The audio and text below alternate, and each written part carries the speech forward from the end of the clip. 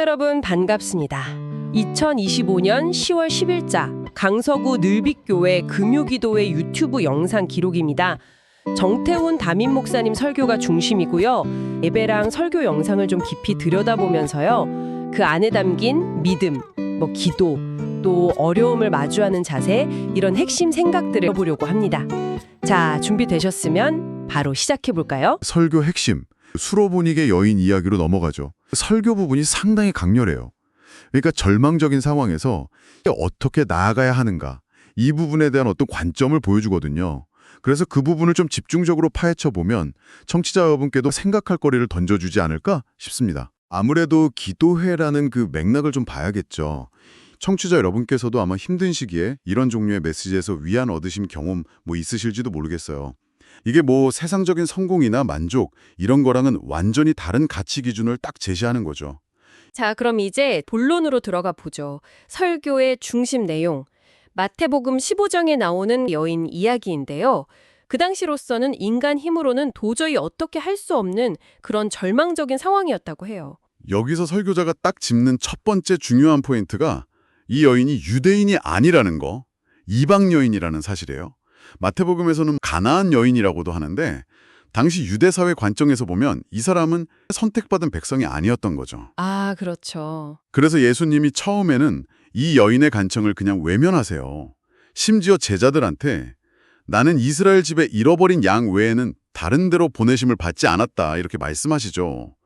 이것만 해도 진짜 절망스러울 텐데 그 뒤에 더 충격적인 말이 나오잖아요. 맞아요. 여인이 그래도 물러서지 않고 주여 저를 도우소서 막 외치니까 예수님이 하시는 말씀이 자녀의 떡을 취하여 개들에게 던짐이 마땅하지 아니하니라. 와, 이거 처음 들으면 예수님 말씀이라고 믿기 어려울 정도로 되게 냉정하고 솔직히 좀 모욕적으로 들릴 수도 있잖아요. 이 부분을 설교에서는 어떻게 좀 풀던가요? 설교자분은 이 대목을 예수님의 본심이 정말 이 여인을 개 취급하려던 거라기보다는 오히려 그 믿음을 좀 시험하고 끌어내기 위한 과정이었을 수 있다. 이런 해석을 제시하시더라고요. 당시 개라는 표현이 유대인들이 이방인을 좀 낮춰 부를 때 쓰던 가리기도 했지만 또 여기서 자녀, 그러니까 유대인이죠. 아무튼 그 모욕적인 상황 속에서도 여인이 어떻게 반응하는지를 봐야 한다. 이걸 강조하세요. 중요한 건 예수님 의도가 뭐였던 간에 여인이 처한 그 상황하고 그 반응이죠. 정말 숨막히는 순간이었을 것 같은데 여기서 이 여인의 대답이 진짜 판을 뒤집잖아요. 주여 올소이다마는 개들도 제 주인의 상에서 떨어지는 부스러기를 먹나이다. 이 대답 진짜 놀랍지 않아요. 자기를 개에 비유한 것까지 네, 맞습니다 하고 인정하면서 그 개조차도 주인의 은혜는 입는다. 이런 논리로 파고드는 거잖아요. 이 반응에 담긴 의미 설교자분은 어떻게 설명하시던가요? 에서 오는 겸손, 아예 철저한 절망이라는 표현을 쓰시더라고요. 그러니까 다른 어떤 대안이나 기댈 곳이 전혀 없었기 때문에 자기 자존심이나 사회적 체면 이런 건 이미 다 내려놨다는 거예요. 딸만 살릴 수 있다면 개라는 그 모욕적인 말 듣는 것조차 감수하겠다. 이런 절박함이죠. 어쩌면 우리가 평소에 막 지키려고 애쓰는 많은 것들이 진짜 절박한 상황 앞에서는 아무것도 아닐 수 있다. 이걸 보여주는 것 같아요. 그리고 둘째는 그 절망 속에서도 포기하지 않는 끈질긴 믿음이에요. 예수님이 명백하게 거절하고 심지어 모욕적인 비유까지 썼는데도 이 여인은 그래도 이 사람이라면 내 딸을 고칠 수 있다. 이 믿음. 그리고 나는 자격 없지만 부스러기 같은 작은 은혜라도 받을 수 있다. 이 믿음을 끝까지 붙들고 늘어지는 거죠. 여기서 믿음이라는 게 그냥 그럴 거야 생각하는 차원이 아니라 행동으로 딱 보여주는 집요함, 이거랑 연결되는 거죠. 마지막으로 셋째는 자기 자격이 아니라 오직 자비에 호소하는 태도. 나는 이방인이지만 당신에게 도움받을 권리가 있다. 이렇게 주장하는 게 아니잖아요. 네, 그렇죠. 맞습니다. 저는 자격 없습니다. 하지만 당신의 자비로우심에 기대서 간청합니다. 이런 자세죠. 자기 공로나 권리가 아니라 상대방의 그 긍휼함에 전적으로 의지하는 모습인 거예요. 아, 그렇군요. 절망에서 온 겸손, 끈질긴 믿음, 자비에 대한 호소, 이 모든 게 담긴 여인의 대답을 듣고 나서 예수님의 최종 반응이 정말 극적입니다. 여자여, 네 믿음이 크도다, 네 소원대로 되리라. 여기서 여자여라는 호칭이 설교자분 설명 들어보니까 당시 여성을 존중해서 부르는 표현이었다면서요. 네, 맞아요. 개라고 비유했던 거랑은 완전히 반대로 존중의 표현으로 딱 바뀌었어요. 그리고 그 즉시 딸이 낳았다 이렇게 성경에 기록되어 있고요. 진짜 대단한 반전이죠. 네, 바로 이 지점에서 설교자분이 현대 신앙인들의 모습을 아주 날카롭게 비판하세요. 디모데후서 3장 5절. 경건의 모양은 있으나 경건의 능력은 부인하니 이 같은 자들에게서 네가 돌아서라. 이 구절을 인용하시면서요. 이 구절에 대한 설교자분의 해석이 이래요. 많은 사람들이 교회 다니고 기도도 하고 성경도 읽고 이런 경건의 모양은 다 갖추고 있다는 거죠. 근데 정작 자기 삶에서 신의 능력이 실제로 나타나서 문제를 해결하고 변화를 일으킬 거다. 이 경건의 능력은 잘 믿거나 기대하지 않는다는 거예요. 아, 이론적으로는 뭐 전능하다고 배우는데 정작 내 문제 앞에 딱 서면 에이 이건 안 될 거야 하고 미리 선을 그어버린다는 거죠. 경건의 모양은 있는데 경건의 능력을 부인한다. 이거 상당히 뼈아픈 지적인데요. 왜 그런 현상이 나타난다고 보시는 건가요? 설교자분은? 설교자분은 그 이유를 디모데후서 3장 4절을 빌려서 설명하세요. 쾌락을 사랑하기를 하나님 사랑하는 것보다 더하며.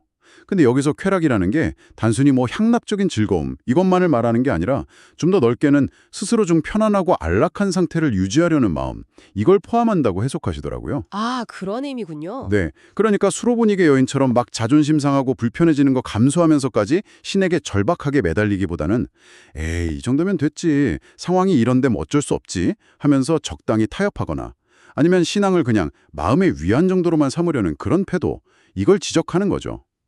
문제 앞에서 막 간절히 부르짖기보다 이건 원래 안 되는 문제야 이렇게 체념하는 게 당장은 더 쉽고 편하게 느껴질 수 있으니까요. 그렇군요.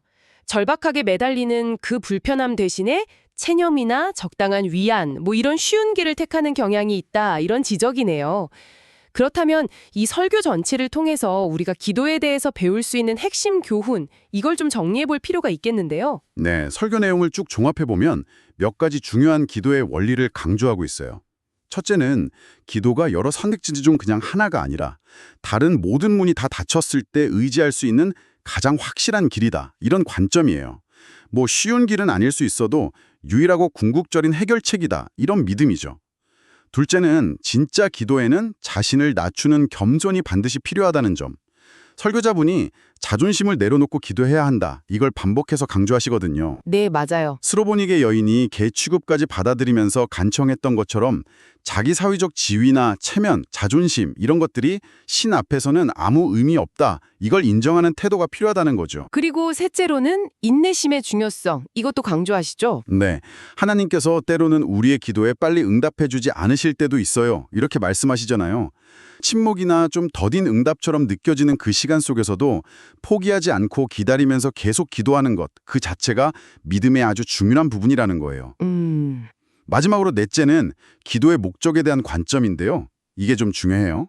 설교자분이 주님께서는 문제를 해결하시는 것이 목적이 아니라 관계를 세우시는 것이 가장 큰 목적이라고 말씀하세요. 아, 관계? 신뢰하고 의지하고 어떤 인격적인 관계를 발전시키길 원한다. 이런 해석이죠. 문제 해결은 그 결과로 따라올 수 있는 거고요. 이 부분이 상당히 중요하게 다뤄집니다. 관계를 세우는 게 목적이라는 점, 이게 참 인상적이네요. 그래서 끈기가 중요하다고 계속 강조하시는 거군요. 단순히 원하는 걸 얻어내려고 조르는 게 아니라 응답이 더디거나 없어 보여도 신의 주권을 인정하고 신뢰를 포기하지 않는다는 표현으로서의 끈기. 이것도 하나님께서 나아가 기도하는 자에게는 반드시 역사하실 것이다. 이런 믿음에서 나오는 끈기. 그거죠? 맞습니다. 그래서 설교자분은 이건 원래 안 되는 거야. 이 문제는 해결할 수 없어. 이렇게 쉽게 체념하는 태도를 가장 경계하시는 거예요. 수로보닉의 여인의 끈기가 바로 그 체념을 거부하고 불가능해 보이는 상황에서도 신의 가능성을 붙들었던 믿음의 발현이었다. 이렇게 보는 거죠. 그렇기 때문에 설교 결론 부분에서 아주 강력한 권면이 나오잖아요. 포기했던 기도가 있으십니까? 다시 끄집어내셔서 기도하실 수 있기를 바랍니다. 이거요. 오랫동안 기도했는데 응답이 없어서 혹은 너무 큰 문제라서 포기하고 마음속 깊이 묻어뒀던 기도 제목들, 그걸 다시 꺼내서 끈질기게 매달려라. 이런 촉구죠. 네, 그리고 기도의 범위를 개인적인 문제를 넘어서 더 확장시키는 이야기도 나오더라고요. 마무리 기도 시간에 중국 고전 설화, 그 우공이산 이야기가 인용되는데요. 아, 우공이산이요? 네. 어떤 좀 어리석어 보이는 노인이 자기 집 앞을 가로막은 큰 산을 옮기려고 매일같이 흙을 파냈다는 그 이야기잖아요. 사람들이 막 비웃으니까 노인이 내가 죽으면 내 아들이 못하면 내 손자가 이어서 팔 거다. 언젠가는 이 산이 평평해질 날이 올 거다. 이렇게 대답했다는. 아, 네네. 그 유명한 이야기죠. 설교에서는 이걸 어떻게 연결시키나요? 설교자분은 이 우공의 태도를 본받아서 우리도 당대에 해결되지 않더라도 세대를 이어가면서 기도해야 할 중요한 기도의 제목들이 있어야 한다. 이렇게 말씀하세요. 내 인생 속에서도 대를 이어서 우리가 기도하며 나아갈 기도의 제목들이 있게 하여 주시옵소서. 이런 기도를 통해서요. 개인적인 소원을 넘어서서 공동체나 국가 아니면 더 큰 하나님의 나라 이런 장기적인 비전을 품고 기도하는 것의 중요성 이걸 강조하시는 거죠. 눈앞의 문제 해결뿐만 아니라 다음 세대를 위한 어떤 영적인 유산을 쌓아가는 기도의 차원 이걸 보여주는 것 같아요. 아, 기도의 시간적인 또 공간적인 지평을 넓히는 그런 관점이군요. 예수의 이름으로 기도하고 선포하는 것의 중요성, 이것도 강조되던데요. 이 부분은 어떤 의미인가요? 설교에 따르면요. 기도의 능력이나 문제 해결의 힘은 기도하는 사람의 자격이나 열심, 믿음의 크기 이런 것 자체에서 나오는 게 아니라는 거예요. 오직 예수의 이름에 부여된 권위와 능력, 여기에 근거한다는 점을 분명히 하세요. 그래서 기도할 때 단순히 소원을 아뢰는 걸 넘어서서 질병이나 악한 영의 영향력, 아니면 완고하게 다친 마음, 이런 것들을 향해서 예수의 이름으로 명하노니 떠나갈지어다. 예수의 이름으로 명하노니 열릴지어다. 이렇게 적극적으로 선포하라고 가르치시더라고요. 아, 선포! 네. 이게 기도가 수동적인 간구를 넘어서 어떤 영적인 권세를 사용하는 능동적인 행위가 될 수 있다. 이런 관점을 보여주는 거죠. 마치 영적인 어떤 선전포고 같은 느낌도 드네요. 오늘 금요기도회 영상을 통해서 정말 많은 생각을 해볼 수 있었네요. 특히 그 스로보닉의 여인이 보여준 절망 속에서도 자존심마저 다 내려놓고 끝까지 매달렸던 그 끈질긴 믿음의 모습, 이게 아주 강렬하게 남습니다. 그리고 겉모습뿐인 신앙에 대한 날카로운 경고, 또 쉽게 포기하지 않는 기도의 중요성, 이런 강조점들도 참 인상 깊었고요. 그렇죠. 오늘 나눈 이야기들을 좀 마무리하면서 청취자 여러분께 마지막으로 생각해볼 질문 하나 던져드리고 싶어요. 오늘 살펴본 설교는 절박한 상황에서 끝까지 매달리는 믿음과 에이 어쩔 수 없어 하고 체념하면서 쉬운 위안이나 합리화를 택하는 태도, 그 사이에 선명한 대조를 보여줬잖아요. 청취자 여러분께서는 삶의 어려움이나 좀 해결하기 힘든 문제 앞에서 주로 어떤 태도를 보이시는 편인가요? 이 수로보닉의 여인처럼 때로는 좀 불편하고 자존심 상하더라도 끝까지 매달리면서 가능성을 찾는 편이신지, 아니면 이건 원래 안 되는 거야, 이 정도 했으면 됐어 하고 마음속으로 선을 딱 긋고 더 이상 기대하지 않으려 하는 편이신지, 정답이 있는 건 아니지만 오늘 이 여인의 이야기를 떠올리면서 자신의 모습을 한번 돌아보는 것만으로도 꽤 의미 있는 성찰의 시간이 될 수 있을 것 같습니다. 아, 깊은 울림을 주는 질문이네요. 오늘 저희와 함께 이 흥미로운 자료 속으로 깊이 들어가 주신 청취자 여러분 정말 감사드립니다. 다음 시간에 또 다시 찾아뵙겠습니다.